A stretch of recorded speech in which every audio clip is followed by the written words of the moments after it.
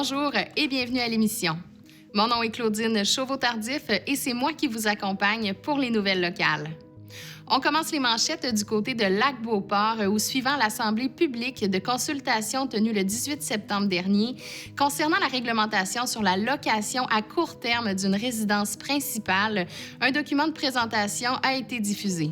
Dans ce document, vous pourrez retrouver, entre autres, la présentation du cadre légal de la loi 67 et du concept de résidence principale, la présentation des deux règlements et la procédure d'approbation référendaire avec échéancier, ainsi que la présentation des modifications pour la sécurité incendie. Visitez le www.lac-beauport.québec pour accéder à la présentation. Le terrain de balle, qui est situé à l'intersection des rues du Collège et de la Patinoire, aura une toute nouvelle allure au printemps 2024. Des travaux qui ont débuté récemment, précisément le 18 septembre, permettront d'enlever toute la surface du champ extérieur pour la remplacer par du gazon. Le tout sera complété avant la fin novembre 2023. La Ville a lancé un appel d'offres pour la réalisation des 10 travaux. C'est l'entreprise SH Machinerie qui a présenté la plus basse soumission au montant de 197 941 $. En plus du changement qui sera apporté à la surface extérieure, soulignons la présence d'un tout nouveau tableau indicateur. Les jeunes joueurs et joueuses de baseball et les participantes, ainsi que les participants au tournoi de balle donné et les ligues de balle molle de Sainte-Brigitte-de-Laval pourront donc profiter d'un terrain transformé l'été prochain. Vous désirez avoir davantage d'informations à ce sujet? Rendez-vous à la page 6 du journal Le Lavallois. Depuis quelques jours, les jeunes ont repris le chemin de l'école. Automobilistes, la municipalité de Stoneham et Tewksbury vous invitent donc à redoubler de prudence pour assurer la sécurité des élèves, que ce soit aux abords de l'école qui accueillera encore cette année plus de 1000 enfants. Ils vous rappellent que la limite de vitesse dans le secteur est de 30 km/h. Aux périodes d'affluence, soit le matin avec le début des classes et en milieu d'après-midi avec le départ des autobus. Merci de respecter le travail de la brigadière et d'être patient et respectueux au volant.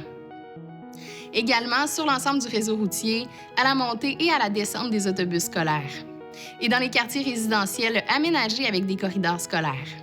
Si vous êtes témoin d'excès de vitesse ou de conduite dangereuse, vous êtes invité à communiquer directement avec la Sûreté du Québec au 310 41 41 ou étoile 41 41. Pour plus de contenu sur la municipalité, rendez-vous à la page 11 du journal Le Petit Rapporteur.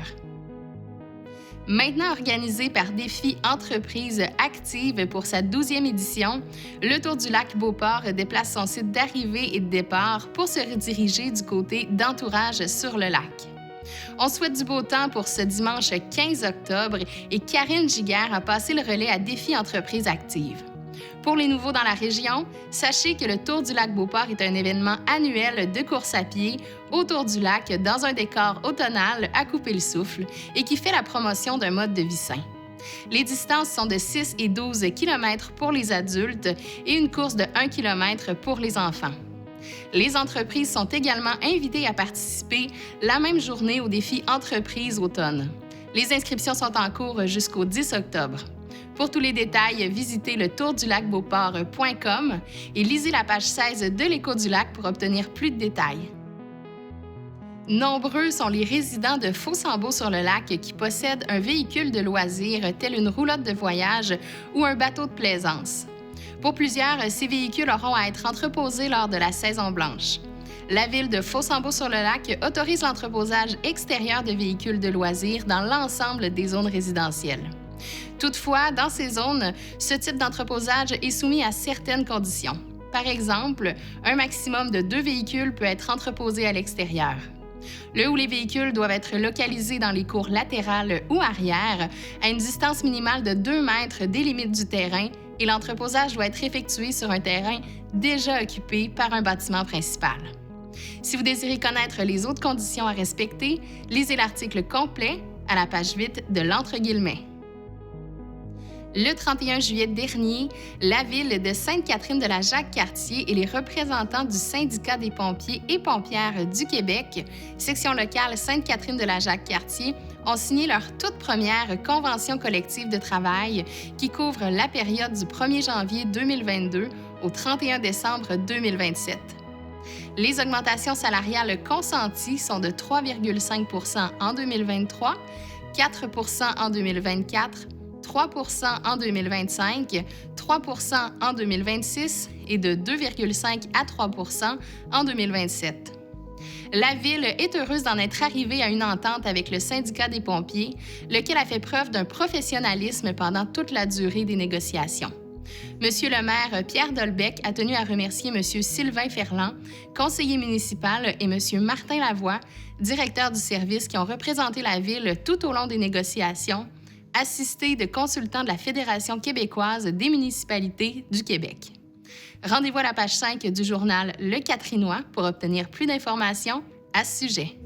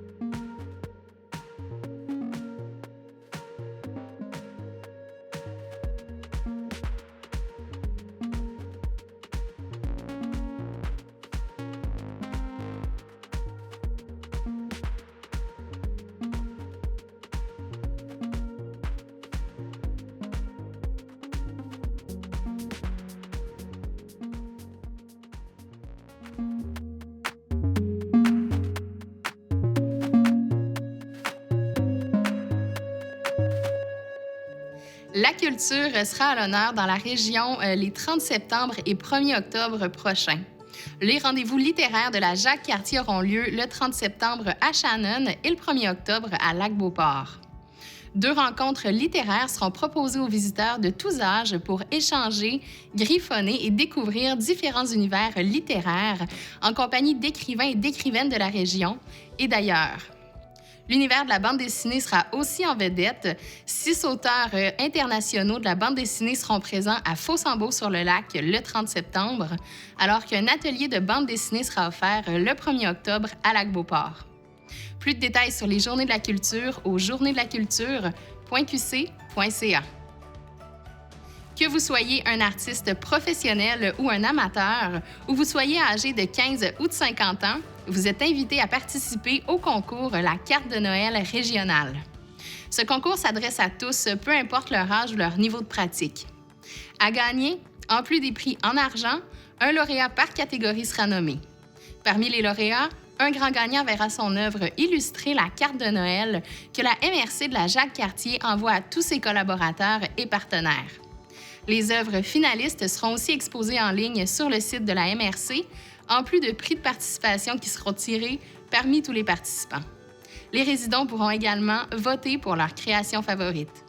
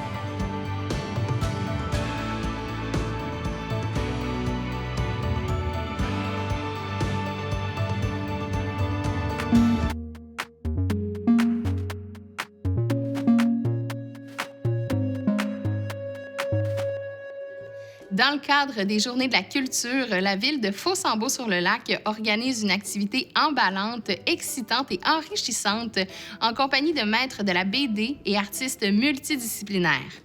Il y aura sur place des prestations en direct et des tirages et une session de dédicaces.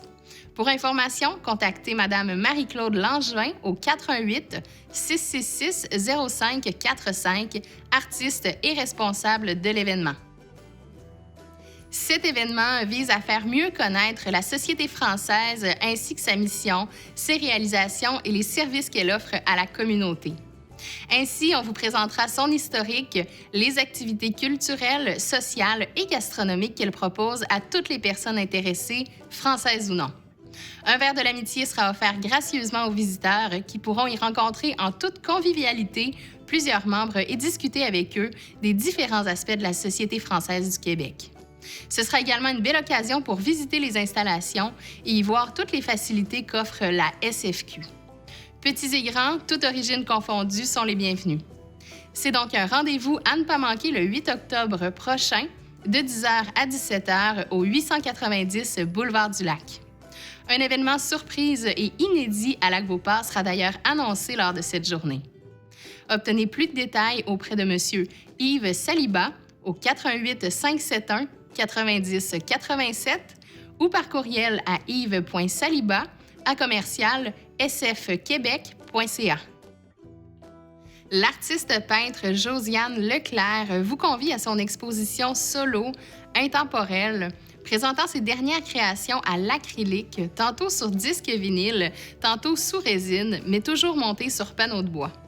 Dans ses œuvres, elle aborde la thématique de la femme sous ses différentes facettes, soit complice, séductrice, rêveuse, rebelle ou libre. Ses œuvres, aux inspirations des années 1950 à aujourd'hui, vous proposent un voyage dans le temps unique et coloré. C'est ce qui conclut les nouvelles locales de la semaine du 25 septembre. À la semaine prochaine.